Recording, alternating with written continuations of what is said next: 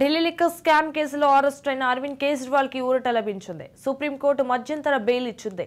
ఈ కేసును విస్తృత ధర్మాసనానికి బదిలీ చేసింది. కేజ్రీవాల్ అరెస్టులో పలు కీలక అంశాలతో పాటు సెక్షన్లను పరిశీలించాల్సి ఉందని కోర్టు వ్యాఖ్యానించింది.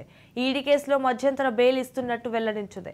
ఈడీ కేసులో ఇంకా కస్టడీలో ఉండాల్సిన అవసరం లేదని కేజ్రీవాల్ తరపు న్యాయవాదులు వాదించారు.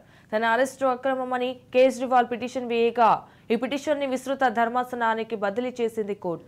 దీనిపై 5 సభ్యులతో కూడిన ధర్మాసనం విచారణ చేపట్టింది.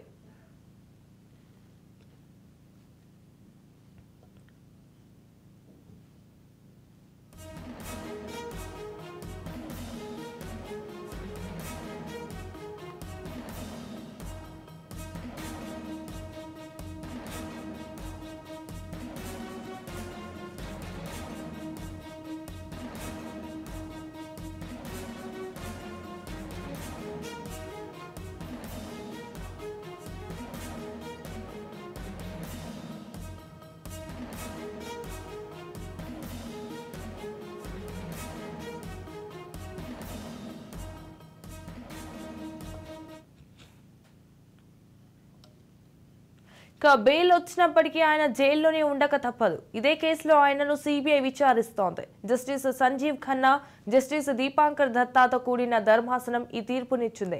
90 రోజుల పాటు కేజ్రీవాల్ జైల్లో ఇబ్బంది పడ్డారని ఈ సందర్భంగా కోర్టు వ్యాఖ్యానించింది. ఆయన ప్రజలు ఎన్నుకున్న ప్రతినిధి అన్న సంగతి గుర్తుంచుకోవాలని వెల్లడించింది. అయితే ఏప్రిల్ 9వ తేదీన ఢిల్లీ హైకోర్టు కేజ్రీవాల్ కి బెయిల్ ని తిరస్కరించింది. కేజ్రీవాల్ అరెస్ట్ ని సమర్థించింది. ఇందులో ఎలాంటి అక్రమం లేదని తేల్చి చెప్పింది.